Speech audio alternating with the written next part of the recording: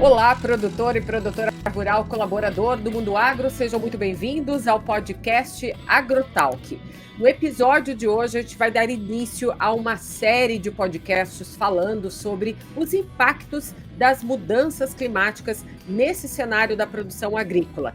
E hoje a gente vai trazer para você um estudo liderado por pesquisadores que mostram que a produção agrícola no Cerrado sofrerá os impactos das mudanças do clima. Os resultados deste estudo estão descritos em um artigo publicado em um periódico importante internacional chamado Agricultura, Ecossistemas e Meio Ambiente. Simulações matemáticas registraram tendência do aumento das emissões de dióxido de nitroso, gás do efeito estufa, para os próximos 50 anos. Esse modelo, dentro desse estudo, foi utilizado para prever o impacto dos cenários das alterações climáticas nas emissões desse óxido nitroso. Então, a gente vai bater um papo hoje para entender também se o plantio direto que você utiliza aí no campo emite menos. O nosso convidado de hoje é o pesquisador da Embrapa, Fernando Macena, graduado em agronomia pela Universidade Federal da Paraíba, tem mestrado em Ciências da Engenharia Ambiental pela Universidade de São Paulo, doutorado em Engenharia Agrícola pela Universidade Estadual de Campinas e pós-doutorado pelo Centro de Cooperação Internacional em Pesquisa Agronômica para o Desenvolvimento na França. Atualmente é pesquisador da Embrapa Agropecuária, tem experiência na área de agronomia com ênfase em plantio direto, modelagem de desenvolvimento e crescimento de plantas e impactos das mudanças climáticas na produtividade das culturas. Fernando, o seu currículo é enorme, é um prazer assim imensurável ter você aqui com a gente no podcast AgroTalk hoje. Então, seja muito bem-vindo para trazer para a gente mais conhecimento relacionado a esses impactos das mudanças climáticas na produção agrícola. Olá, Ângela, muito obrigado pelo elogio aí ao currículo. É um prazer estar com você. Obrigado pelo convite. Espero passar alguma mensagem que sirva para os nossos produtores, oriente os produtores cada vez mais para estarem num sistema mais sustentável da agricultura brasileira. Macena, olha só, eu li, né, esse estudo que vocês desenvolveram e eu percebi que os modelos matemáticos hoje ajudam vocês, pesquisadores, a trazer a ciência, né, para dentro desse mundo, desse universo hoje da produção agrícola brasileira. E através desse estudo, eu percebi que vocês conseguiram simular, com esses modelos matemáticos, as emissões de gases do efeito estufa, o óxido nitroso, sobre diferentes sistemas de manejo, dentro de um período de 50 anos, né?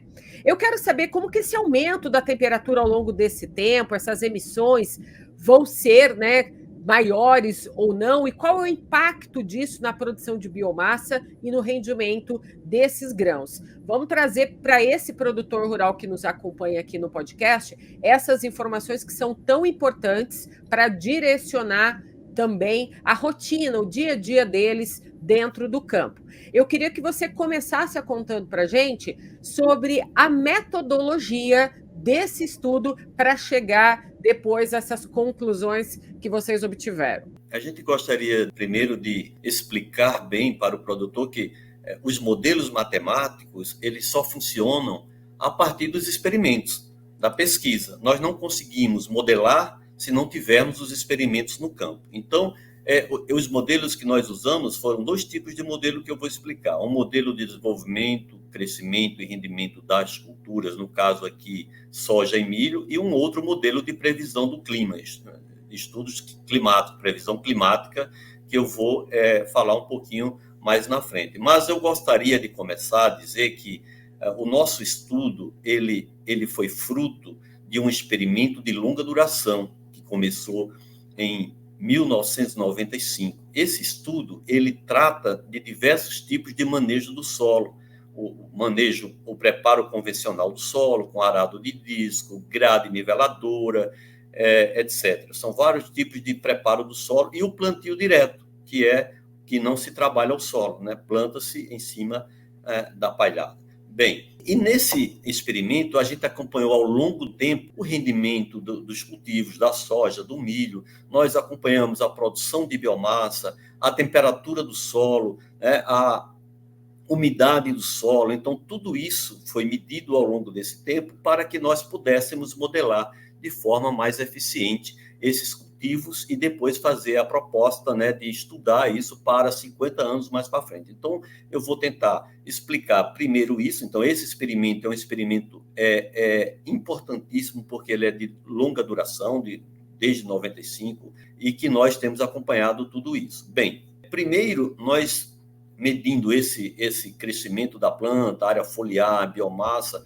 nós calibramos o modelo para ele estimar o rendimento e a biomassa da soja e do milho. Primeiro, nós usamos o modelo de previsão climática chamado ETA-RADGAIN, que é um modelo global, é um modelo que é desenvolvido por várias universidades do mundo, porém, ele recebeu um modelo acoplado chamado ETA, né? O RADGAIN e o ETA são modelos acoplados de previsão do tempo, que foi adaptado para o Brasil, né? Para a América do Sul, né? pelos cientistas do INPE. Então, isso é um modelo importantíssimo que gera esse prognóstico climático.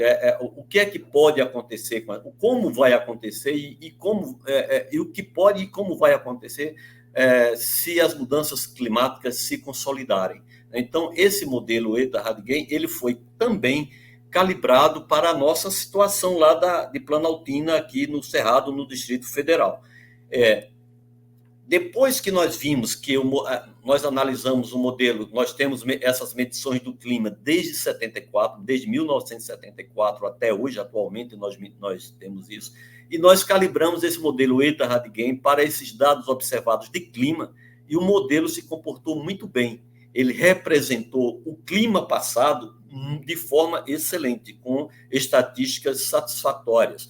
A partir disso, aí nós geramos o clima até 2070. Né? Bem, uma vez gerando esse clima até 2070, 2020 a 2070, aí o que é que ele mostrou? Que há uma tendência significativa de aumento de temperatura para essa região. Ou seja, a temperatura máxima, assim, eu esqueci de falar que nós concentramos esse estudo exatamente no período da estação chuvosa no Cerrado, que é outubro, novembro, dezembro, e aí nós observamos, o modelo mostra que pode haver um aumento de até 2,2 graus Celsius na temperatura máxima e 1,7 graus Celsius na temperatura mínima. Ora, isso é importantíssimo, porque com esse aumento do calor, aumento da temperatura, essa temperatura vai influenciar no ciclo da planta. Ou seja, uma planta hoje de soja que leva 110 dias para completar o seu ciclo, ou seja, desde a germinação até a colheita de 110 dias, com esse aumento de 2,2 graus Celsius, ela pode diminuir o ciclo para 100 dias, por exemplo. E o que é que acontece com isso? Ela tem menos dias para crescer, menos dia para produzir e vai cair o rendimento dessa planta, porque ela, além da temperaturas elevadas, que podem também, o modelo já contempla isso, que essas temperaturas elevadas podem também repercutir no florescimento, no abortamento de flores, etc.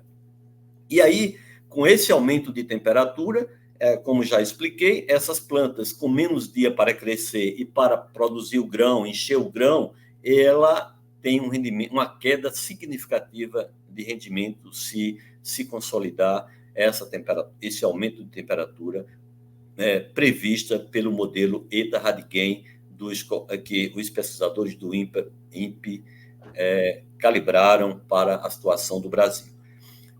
E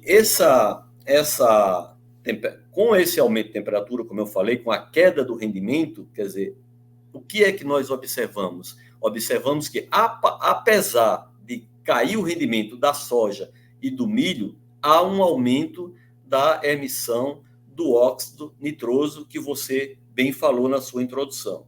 Esse óxido nitroso, quando ele é usado de forma que se emite o menos possível na indústria, como ele é usado na área médica, né, principalmente nas cirurgias e na odontologia também é usado, não desbalanceia o sistema. Mas o que tem acontecido, Ângela?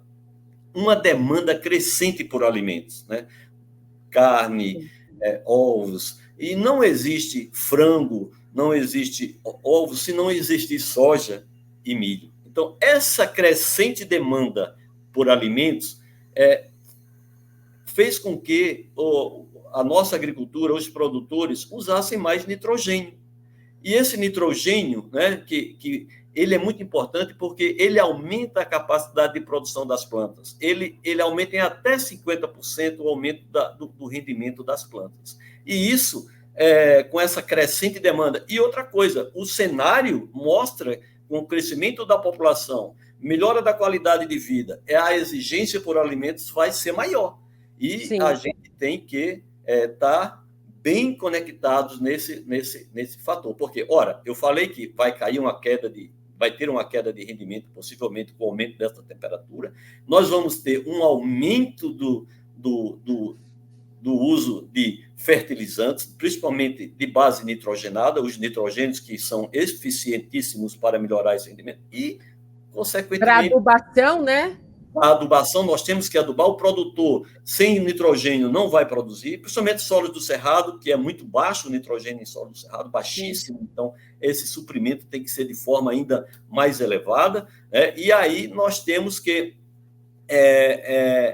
ficar atentos que, ora, vamos diminuir o rendimento de biomassa e de grão e vamos aumentar a emissão de N2O. Ou seja, isso vai ser uma bola de neve. Então, nós estamos produzindo menos, usando mais nitrogênio e aumentando o aquecimento global com respostas negativas para a mudança do clima, né? Então, isso a gente tem que ficar muito bem conectados nisso. Agora, a coisa positiva do estudo é que ele mostrou que nós comparamos os dois sistemas, o manejo convencional, como eu falei, que é aquele manejo que revolve o solo, e o plantio direto. E aí a gente viu que o plantio direto, mesmo com a queda de rendimento, o plantio direto, mesmo caindo um pouco a produção no sistema plantio direto, ele produz mais do que o sistema convencional. Então, o produtor tem que ficar muito ligado nisso, né? Que os sistemas mais sustentáveis, né? No caso que o estudo mostrou, o plantio direto, né? Com plantas de cobertura, a planta principal e depois uma planta de cobertura para proteger o solo, né? Proteger bem o solo, usar bem como eu falei, a temperatura do ar vai aumentar, aumenta também a temperatura do solo. E esse sistema, por ter o solo sempre coberto, ele vai ficar protegido. Então, o estudo mostrou que, apesar dessa queda de rendimento, o plantio direto mantém um rendimento mais elevado quando comparado com o sistema convencional, e, consequentemente, ele emite menos óxido nitroso, é o que nós observamos ao longo dessas 5 décadas analisadas para esses dois sistemas. Então, isso foi uma coisa positiva que o estudo mostra, e que pode orientar os produtores. Eu gostaria de dizer que esse óxido nitroso, apesar dele ser emitido em quantidades bem menores do que o outro gás também que é responsável, que é o dióxido de carbono, ele tem um problema porque ele tem um poder de aquecimento 250 vezes mais do que o dióxido de carbono, de 265 a 298 vezes mais, se não me falha a memória. Então, outra coisa, ele passa 100 anos na atmosfera. Então, o óxido nitroso que nós que estamos produzindo, que somos responsáveis pela produção agrícola do país, a segurança alimentar, produção de grãos, produção de carne, energia, nós temos que saber disso, né? O que nós estamos fazendo hoje, o que nós estamos emitindo hoje, só vamos conseguir mudar, no caso do óxido nitroso, daqui a 100 anos ele fica lá na atmosfera, acumulando, e provocando o aquecimento global e essas consequências que nós estamos vivendo. Exatamente, eu falo que a ciência, né, está aqui para colaborar com esse produtor rural, ajudá-lo a monitorar essas mudanças que estão acontecendo no clima, porque o aquecimento global, ele provoca essas mudanças climáticas, e essas mudanças climáticas que a gente observa que está acontecendo hoje, também ocasionadas por esses eventos extremos climáticos que a gente vê acontecendo não só no campo, mas também na área urbana, né? Esse início agora de ano, esses últimos 3 meses, a gente tem vários exemplos desses eventos extremos climáticos acontecendo. Há pouco tempo atrás a gente viu, né, um evento grande, extremo, acontecendo na cidade de Petrópolis, que também tem a parte urbana e também tem a parte agrícola, aonde esse produtor rural fica suscetível a esses eventos extremos. Macena, eu queria saber como que esse óxido nitroso, né? Como que ele chega ao solo? Como que é esse processo? Olha, a adubação nitrogenada, o nitrogênio é jogado no campo como eu já expliquei, Para adubação. Para adubação, né? O nitrogênio ele melhora em até 50%, ele aumenta a produção dos grãos de cereais em até 50% em alguns casos, né? Então, quando ele é jogado no solo, existem reações químicas, né, que a gente não vai entrar em detalhes aqui. Então, essas reações, que parte desse nitrogênio absorvido pela planta, parte é transformada nesse gás e também com a ação de micro-organismos que lá existem, né, que nós chamamos de tem a nitrificação, denitrificação, né, talvez o produtor não entenda esses termos mais químicos e dessas interações. Então, mais para explicar isso, é o nitrogênio que é jogado no solo, parte desse nitrogênio vai melhorar a produtividade dos cultivos, parte é transformada nesse gás em função dos micro-organismos que ali atuam e dessas reações químicas e transforma nesse gás, e esse gás é eliminado do solo e vai para a atmosfera. E aí é que causa esse problema todo, ajuda no aquecimento global, né, que são outros gases, não é só o óxido nitroso, mas sim o dióxido de carbono, os clorofluorcarbonetos, e o vapor d'água também ajuda no aquecimento global. Então, ele se junta a isso. O problema é aquilo que eu falei. O óxido nitroso, ele é poderosíssimo porque ele tem um poder de aquecimento 265 a 298 vezes mais do que o dióxido de carbono. Ele tem um tempo de residência na atmosfera, repito, de 100 anos. Então, a ciência está trabalhando para ver se a gente consegue suprir as plantas, os cultivos com nitrogênio de uma forma biológica que não emita tanto óxido nitroso nem o dióxido de carbono. Então, essa mensagem, né, que a gente gostaria de passar, né, para os produtores, para ficarem atentos, usarem sistemas sustentáveis, como a gente viu e mostrou, está falando, né, no artigo, que o sistema plantio direto ele é mais resiliente às mudanças climáticas, ele é mais sustentável, ele emite menos. Além, aquela palhada que fica no solo, o sistema facilita a infiltração da água, diminui a evaporação do solo, isso fica mais água na planta, a planta transpira mais e converte a água em biomassa e em grão, quando comparado com o sistema convencional, aquele que a gente revolve o solo, né, e a matéria orgânica rapidamente ela se converte, né, no gás e esse gás vai para a atmosfera. Então, é isso mais ou menos que uma mensagem importante para o produtor, é que esses sistemas de plantio direto, principalmente quando usa-se o plantio direto na essência da palavra, né, que é a planta principal e depois uma planta de cobertura ou um segundo cultivo, uma segunda safra e depois uma planta de cobertura, isso vai fazer com que o solo fique sempre protegido. E a temperatura do solo, a evaporação do solo fica bem mais agradável para os cultivos, né? E isso repercutindo também na emissão na menor emissão do gás de efeito estufa que contribui para o aquecimento global, que nós estamos falando, que é o óxido nitroso.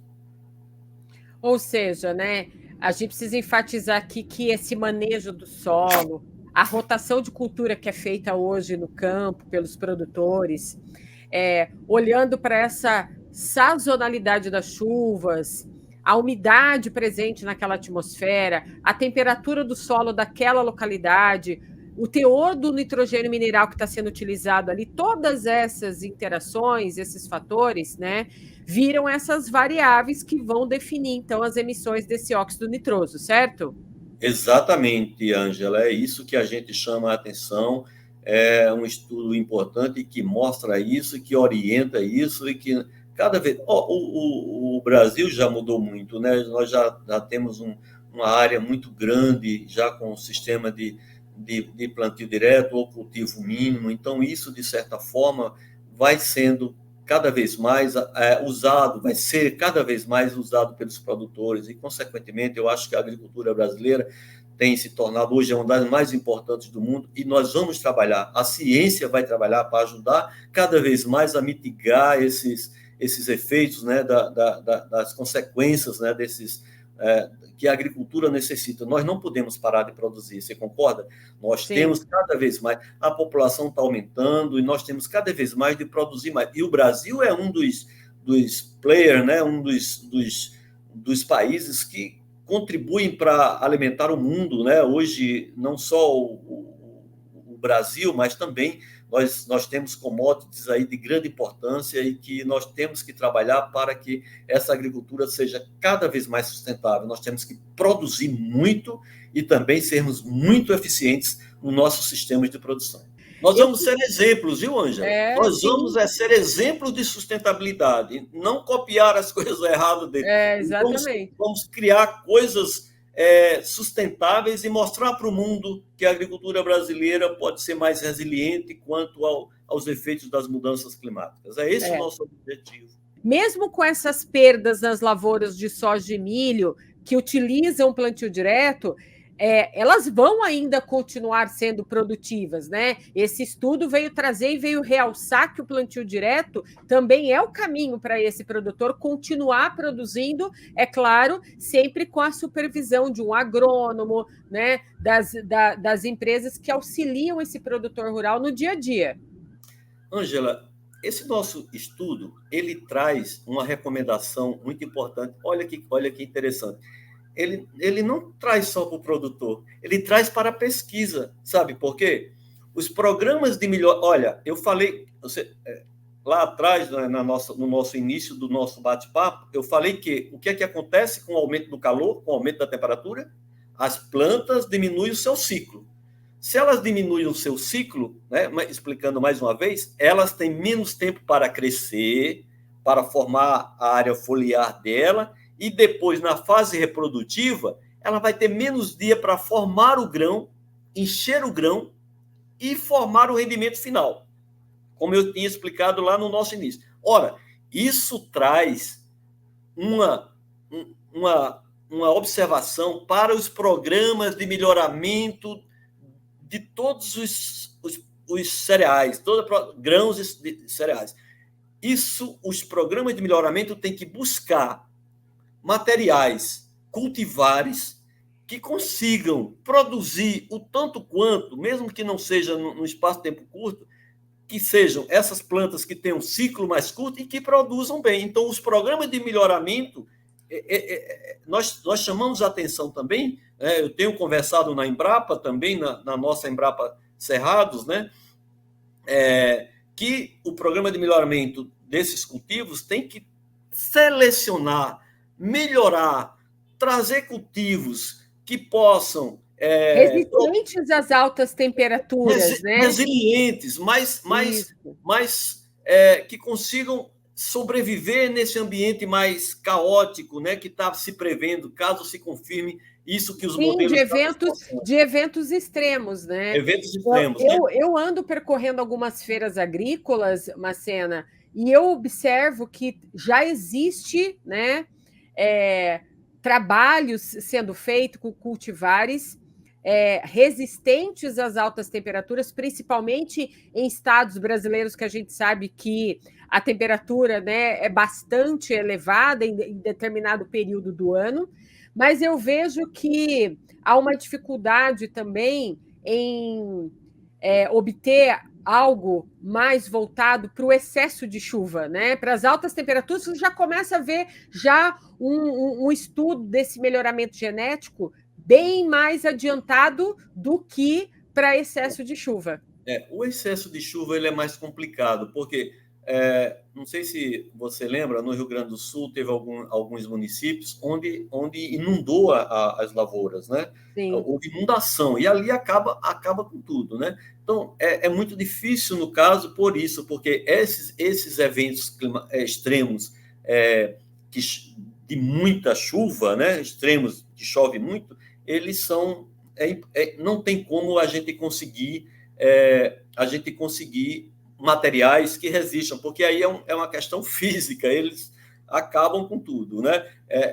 E também, outra coisa, mesmo às vezes, viu, Ângela, às vezes, mesmo que não haja inundação, os eventos extremos também, e a chuva na época errada, por exemplo, na época da colheita, por exemplo, no caso da soja, os grãos perdem qualidade dos grãos, né? Então, isso também é outro evento, né, que pode prejudicar os grãos. Chamando a atenção, né, que esses eventos extremos, né, quando chove muito, ele é ruim tanto para a população, né, no caso que você já falou, tivemos agora os casos do Espírito Santo, lá do Rio de Janeiro, etc., e também para as plantas, que lá no sul teve inundações, ele é ruim para os dois, tanto para a agricultura quanto para a zona urbana, né, para a área urbana, né, devido às inundações. É isso. Então, eu repito que hoje, olha, a soja, quando entrou no Cerrado, ela tinha um ciclo de 140 dias. Então, o nosso programa de melhoramento hoje da soja, da Embrapa, hoje nós já temos cultivares você acredita, com 95 dias. Então, já estamos selecionando. De certa forma, nós já estamos nos preparando isso. Então, cada vez mais, né, agora o que é que nós vamos fazer? Elas não produzem tanto quanto, por exemplo, uma soja de 130, 140 dias, elas conseguem produzir 60 sacas de soja, quando bem manejadas, no plantio direto, quando bem adubadas, manejadas, né? Elas produzem mais de 60 sacas, aí tranquilo. No caso, elas não produzem, porém, essas de 95 dias ainda não conseguem ser tão eficientes, produzir tanto quanto esses cultivares de ciclo mais longo, por aquilo que eu já expliquei. Elas têm mais tempo para crescer, mais tempo para produzir, mais tempo para encher grão, do que uma soja de 95 dias. Além do mais, uma soja de 95 dias, Ângela, qualquer evento extremo que aconteça ali, ela não se recupera. Enquanto uma de ciclo mais longo, ela pode acontecer uma deficiência hídrica na fase vegetativa, mas depois chove, ela vai recuperar e vai produzir. E uma de ciclo mais curto, ela sofre muito mais e produz muito menos. Marciana, por isso que eu digo, né? Como é importante hoje o produtor rural entender um pouquinho, não só de previsão de tempo, mas entender dessa projeção do clima para daqui 3 meses, 6 meses e 1 ano, né? É muito importante. Você acha importante que os produtores precisam ter cada vez mais acesso a essas projeções climáticas para suas áreas?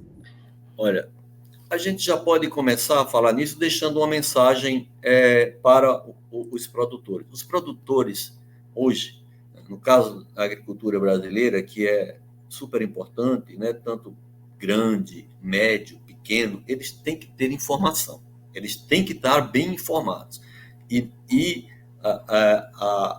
Nós temos que ter essas informações disponíveis para os produtores, né? No caso, a informação do clima, ela é importantíssima, né? O produtor tem que estar bem informado, por exemplo, qual é a cultivar mais adequada para uma situação que está vindo ali de um estresse térmico, de um estresse hídrico. Isso, a pesquisa, de certa forma, Sim. já tem isso. Você acabou de falar que tem algumas feiras que você participou, já tem materiais com mais resistência a temperaturas, né? Hoje nós estamos desenvolvendo materiais mais resistente ao estresse hídrico, né? Tem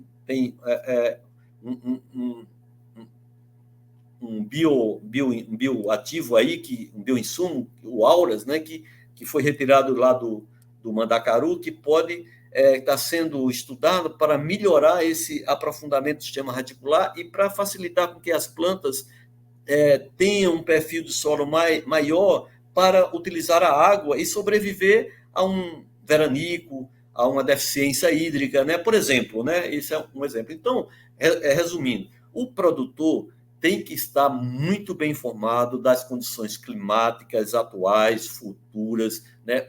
Qual o prognóstico que existe, por exemplo, na informação mais valiosa possível, que mais verdadeira que possa existir, eficiente para orientar o produtor a seguir, a escolher os materiais para a sua região. Né? Isso é importantíssimo. Tem materiais que são adaptados para a região.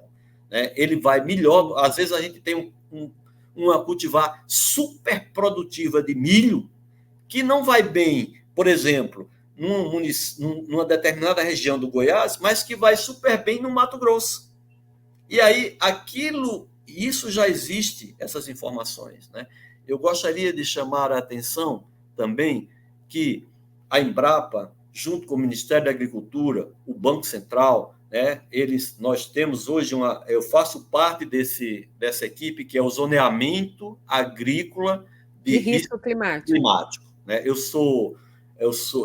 trabalho nesse zoneamento de risco climático desde início dos anos 90, quando entrei na Embrapa. Então, o produtor, lá nós temos informação, toda essa variabilidade climática, aquilo que eu falei, em espaço de tempo curto, médio e longo. O zoneamento é uma peça, é um produto super importante para orientar o produtor. O zoneamento não elimina o risco, mas ele mitiga o risco, ele pode diminuir o risco. Não tem quem elimine o risco climático. É impossível, porque as lavouras, a agricultura é uma fábrica, né? Um jargão que a gente usa a céu aberto. E a gente não tem certeza de como essas mudanças climáticas, de como a variabilidade climática no espaço curto de tempo vai acontecer. O zoneamento ajuda nisso. Então, eu digo ao produtor, a informação da agrometeorologia, a informação do zoneamento agrícola de risco climático, a informação da melhor cultivar, a informação do sistema mais apropriado, aquilo que nós falamos aqui quando nós comparamos o sistema convencional de preparo do solo com o sistema plantio direto. Então, essas informações elas têm que chegar ao produtor. Então, nós temos Exatamente. Aqui na Climatempo, atualmente, a gente trabalha com relatórios de mudanças climáticas voltados para as áreas agrícolas, né? Esses relatórios aqui que os nossos meteorologistas especializados em agro realizam, eles contêm tanto informações do comportamento do clima da região do produtor, quanto de projeções climáticas futuras. Como que você acredita que as empresas, como a gente aqui da Climatempo, que a gente atende esse setor do agro, poderiam, né, beneficiar ainda mais com essas informações os produtores, as empresas? Eu acho que você já tem um papel importantíssimo. Né? A Embrapa, por si só, ela não tem capacidade de fazer isso que você está fazendo, né? Esse trabalho que foi produzido num periódico super importante internacional, se não fosse você, né? A imprensa, essa capacidade que vocês têm de chegar nos mais remotos lugares. Então, a imprensa, eu acho que deve estar junto com as empresas de pesquisa, os institutos de pesquisa estaduais, federais, as universidades. Então, vocês têm que estar cada vez mais conectados para que as nossas respostas, né, os nossos produtos, né, olha, você não sabe a satisfação que é estar com você. Sabe por quê? Porque quando a gente consegue passar uma mensagem que vai chegar ao produtor, que pode orientar o produtor, a gente fica Sim. muito satisfeito, porque a gente só está 100% satisfeito quando o que nós geramos chega no ponto de necessidade, que é a agricultura, o agricultor, o produtor. Então, isso é muito importante. Então, vocês têm uma função cada vez mais importante de estarem conectados conosco e de transmitirem de forma eficiente, né, buscarem cada vez mais chegar onde seja possível, né, no momento, e passar essas mensagens que nós temos certeza que nós juntos, né, a pesquisa, os resultados da pesquisa com a comunicação, isso faz com que enriqueça os produtores, né, dos diversos pontos do país e que nós melhoremos, vamos assim melhorar cada vez mais, né? Repito, eu sempre busco a sustentabilidade, os sistemas mais resilientes, né, do ponto de vista climático, do ponto de vista de mercado. Como que esses produtores que estão aqui nos acompanhando hoje poderiam utilizar melhor essas informações meteorológicas a seu favor? E o que ele pode fazer de fato, né, para mitigar esses riscos, por exemplo, em cima desse estudo que vocês trouxeram e concluíram para a gente hoje? O produtor ele tem que cada vez mais buscar trabalhar com sistemas que possam incorporar matéria orgânica ao solo de forma biológica, né? Produção de biomassa, intercalar os cultivos, fazer planta de cobertura. Isso é um dos objetivos, porque à medida que você vai manejando bem o solo, isso é outra coisa importante, é o manejo do solo, né? Fazer com que o solo fique saudável, né? Nós temos um estudo muito importante que é conduzido pela Embrapa Cerrado, chamado BioAS, né? Que estuda a saúde do solo. Então, o manejo do solo, o produtor tem que manejar bem para deixar um solo saudável, tentar manejar bem o solo para que nós possamos, cada vez mais, usar menos os adubos, os fertilizantes nitrogenados, que é o que causa grande parte desse óxido que a gente estudou. Essa é uma parte. Outra parte é ficar atento às informações agrometeorológicas. Então, o pessoal tem informação para 3 dias, para 15 dias, para um mês. Então, isso é muito importante. Ninguém vai acertar 100% ali, mas ali tem uma informação valiosa para o produtor, de orientação, né? Muita gente antes, não sei se você sabe disso, jogava a semente no pó, viu, Ângela? Sim. Jogava ali e já sabia que ia chover, e ali já, com uma área grande, então ele já antecipava, e hoje isso é um risco muito elevado, porque você não tem a chuva chegando na hora certa, você não tem a estabilização da estação chuvosa no período que se imagina, chove uma chuvinha hoje, só vai chover outra daqui a 15 dias, e aquela semente que foi jogada vai ser perdida, né? Exatamente. Ela não vai ser perdida. Então, por isso que é necessário acompanhar a previsão do tempo dia a dia, né? Aquela planilha, gestão daquela informação meteorológica de hoje até 15 dias e programar como você vai plantar, como você vai colher, como você vai acompanhar o desenvolvimento dessas cultivares do campo. O plantio direto, ele propicia um melhor balanço hídrico do solo. O que é que eu quero dizer com isso?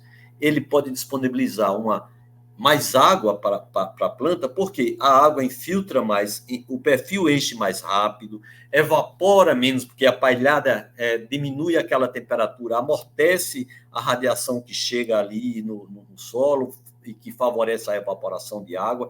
Então, o quanto é importante, né, não só o produtor, as grandes fazendas, mas também o pequeno e o médio produtor se beneficiar de informações também voltadas às projeções climáticas futuras. Porque a gente fala de previsão do tempo aqui, que vai acontecer amanhã, daqui 3 dias, 15 dias, mas olhar para esse cenário climático futuro, ter informações sobre isso, adquirindo, né, esses relatórios, é importante para o produtor entender também que hoje, na região onde ele está plantando soja, ele está plantando milho, mas daqui a 20 anos, 30 anos, essa região ela vai continuar sendo uma região produtora de soja e milho? Será que o impacto da mudança climática vai trazer para ele uma outra realidade, ele tendo que plantar outra cultivar, outra cultura até? Então, se beneficiar de relatórios assim são muito importantes para você entender o cenário futuro, não é verdade, Fernando?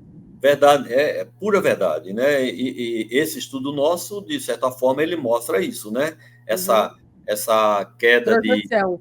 essa projeção que, se as temperaturas se consolidarem, como eu falei, na época da estação chuvosa, que é no outubro, novembro, dezembro, né? Ele pode acarretar uma perda, né? Na produtividade da soja e do milho, né? E aumentar, apesar dessa diminuição, nós temos um efeito negativo, porque nós vamos emitir mais N2O, então, mais óxido nitroso, né? E aí o aquecimento global aumenta. Então, imagina, é uma bola de neve, né? A gente está produzindo menos, então, essas informações também nós temos que saber. E, mais uma vez, repito, os programas de melhoramento têm que tentar desenvolver materiais, cultivares, que consigam produzir bem quando os cultivos, quando as plantas têm um ciclo menor, né? Então, é isso que os programas de melhoramento, a gente também traz essa mensagem. Vamos trabalhar juntos, né? A gente vai à pesquisa em função desses resultados, a gente está sabendo disso, e tentar trabalhar o melhoramento de plantas para que nós obtenhamos cultivos de ciclo curto com produção satisfatória. Então, é isso que a gente... Eu esqueci de falar que o modelo que a gente simula, quando você bota a planta no solo e que necessita de temperatura, de umidade para germinar, e aí o modelo simula tanto o crescimento, o desenvolvimento e a produção de grãos, é um modelo chamado STIX, é um modelo francês, né? É um modelo francês desenvolvido pela França que nós adaptamos para cá, para o Brasil. Ele está bem adaptado, simula muito bem a temperatura do solo, simula muito bem a umidade do solo e simula muito bem, olha que interessante, simula muito bem a germinação, o crescimento e a formação de grãos. É um modelo STIX, francês, adaptado para o Brasil. Eu esqueci de falar lá, eu falei do ETA. Do ETA acoplado ao Radigen, que é do prognóstico climático, né, para 50 anos, né, as mudanças climáticas, como ela acontece e como e o que pode acontecer e como vai acontecer, né, que já falei desses 2 graus Celsius na temperatura máxima e 1,7 graus Celsius na temperatura mínima, já vimos que diminui o ciclo, planta produz menos, é isso, a gente tem que ficar focado nesses detalhes, né? Trabalhar para que nós... Olha, uma coisa interessante, as mudanças climáticas estão aí.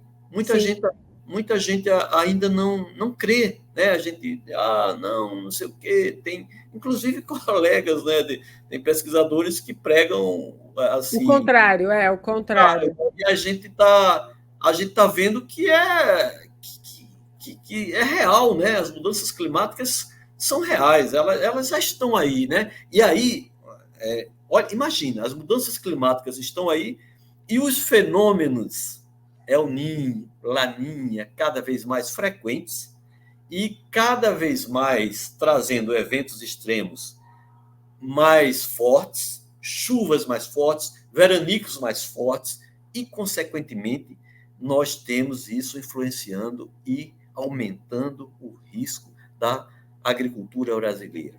Então, o clima, nós sabemos, para produzir precisa o quê, Ângela? Vamos lá. Solo. Água. A água, né? O solo e o clima. Solo e a planta. Não é isso? Olha, o solo a gente precisa... O solo, Ângela, a gente já maneja bem, que é a fertilidade, né, o sistema, a gente falou em plantio direto, a planta tem os programas de melhoramento, mas quem disse que a gente controla o clima? Quem disse que a gente consegue dizer, não, clima, chove agora porque está enchendo o grão? Sim. Não acontece. Não então, esse tripé, solo, planta e clima, se não tiver clima, não existe planta, e não existe solo. Se não existe planta, não existe produção. Não existe comida, né? Então, nós temos que... tudo que você falou, as informações agrometeorológicas, o zoneamento agrícola de risco climático, os manejos mais sustentáveis, e essas informações que devem chegar de forma... Aqui é muito pouco tempo, não dá para a gente entrar em detalhes os benefícios desses sistemas, mas, como você falou, os produtores têm que buscar essas informações para que elas cheguem de forma detalhada e orientem os melhor. Sim. Fernando, eu quero agradecer muitíssimo a sua participação aqui no podcast AgroTalk, trazendo o seu conhecimento a respeito desse estudo tão importante que vocês realizaram. Quero também te convidar para o EICEA, que é o Encontro Nacional aplicado às mudanças climáticas para o setor de agro e de energia no Brasil, que a Climatempo vai realizar no próximo dia 25 de julho, na cidade de São José dos Campos. Vai ser um evento presencial, a gente vai reunir aí especialistas como você, profissionais, líderes de diferentes setores do agro, de energia, para discutir e promover essas soluções relacionadas às mudanças climáticas. Então, nessa edição do evento, a gente vai abranger aí esses dois setores, de energia e de agronegócio, para a gente interconectar esses dois setores, porque esses dois setores são essenciais para o futuro mais sustentável e resiliente. Por quê? Sem energia também no campo, a gente não tem produção. Se a gente for olhar para a questão da biomassa, está ligado à bioenergia, né? E isso está ligado à produção de cana-de-açúcar.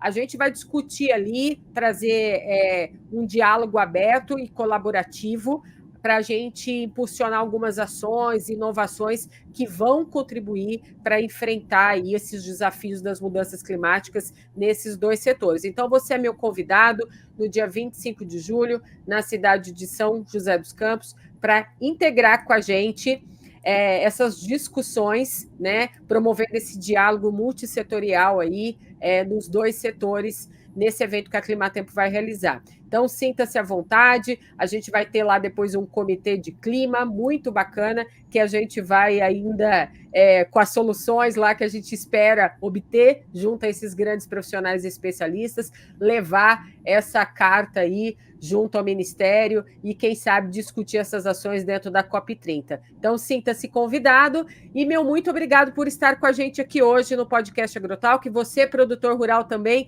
sinta-se convidado a participar desse evento grandioso organizado pela Climatempo no dia 25 de julho. Eu espero todos vocês lá. Eu fico muito lisonjeado, viu? Muito lisonjeado pelo convite. Acho uma oportunidade ímpar. Parabenizar o agro... A Climatempo. O Climatempo, né? Desculpe-me. Ao Climatempo pelo convite, né? Farei o possível para estar presente. Quero agradecer a oportunidade aqui de ter feito, né, realizado esse bate-papo com você, né, que você mostra muito conhecimento do agro também, até me ajudou a conduzir esse bate-papo, me orientou em alguns aspectos, obrigado. E quero dizer aqui o seguinte, agradecer também a Embrapa, né, que é uma empresa que tem nos ajudado a fazer aquilo que a sociedade necessita, né? Quero agradecer a Embrapa Café, que eu sou da Embrapa Cerrados, mas eu estou numa reunião aqui e aproveitei a oportunidade para batermos o papo aqui. Eu estou na Embrapa Café. Então, agradecer a Embrapa Café pela sessão do ambiente aqui, viu? E dizer uma coisa, a Embrapa, viu, Ângela, vai estar à sua disposição naquilo que você necessitar. A Embrapa ficará feliz quando você nos convidar. A Embrapa é aquilo que nós conversamos. Se vocês serão a ponte para fazer esse trajeto da informação. Vocês são importantíssimos nesse aspecto. Então, quero dizer que a Embrapa estará sempre disponível assim que seja necessário. Será um prazer e estar com vocês em outras oportunidades. Muito obrigado. Espero que o produtor faça bom uso das informações e que, assim que tivermos outras informações, teremos o prazer também de repassá-las ao produtor, e que vocês sejam essa ponte importantíssima sempre. Muito obrigado, foi um prazer imenso, incomensurável, como diz, e ficarei à disposição. Muito obrigado e um bom bom final aí de bate-papo para nós, né, Ângela? Sim. A Embrapa, como sempre, nossa parceira. É muito bom contar com o conhecimento de vocês para a gente levar isso até o campo, até o produtor rural. Fernando, fica aqui meus cumprimentos à Embrapa também. E meu muito obrigada e até a próxima. Até a próxima, Ângela. Tudo de bom e que o agro tenha cada vez mais sucesso.